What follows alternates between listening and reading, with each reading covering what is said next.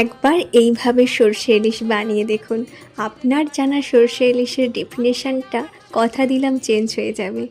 ইলিশ মাছটাকে প্রথমে অল্প লবণ, হলুদ আর তেল দিয়ে ম্যারিনেট করে খানিকটা সময় রেখে দেব। এরপর সবথেকে ইম্পর্টেন্ট জিনিস, চলুন পেস্টটা বানিয়ে নিই। সর্ষেটাকে আমি প্রথমে দুবার গ্রাইন্ড করে নিয়েছি, তারপরে ওতেই কয়েকটা কাজু, কয়েকটা রসুনের কোয়া, সঙ্গে দুটো এলাচ আর অল্প করে একটু আদা দেব।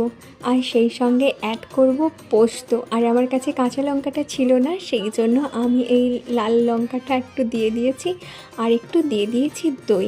এইটাকে ভালো করে গ্রাইন্ড করে নিতে হবে।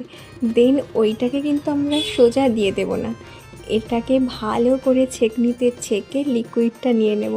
তারপরে সামান্য একটু হলুদ অ্যাড করব। ইলিশ মাছগুলোকে ভালো করে ডিপ করে উল্টে পাল্টে তারপরে কড়াইতে তুলে দেব। হালকা ফুট দেবে আর ঢাকনা দিয়ে দিতে হবে। 15 মিনিট পর একদিক করে উল্টে আরও খানিকটা সময় ফুটিয়ে নিতে হবে। তারপরে যতটা পরিমাণে জল দেবেন ততটা পরিমাণ মতো জল অ্যাড করে লবণটা টেস্ট করে একটু লবণ দিয়ে দেবেন। আর একটু সময় ফুটিয়ে নামানোর আগে হালকা সর্ষে তেল ছিটিয়ে দেবেন, দিলেই রেডি।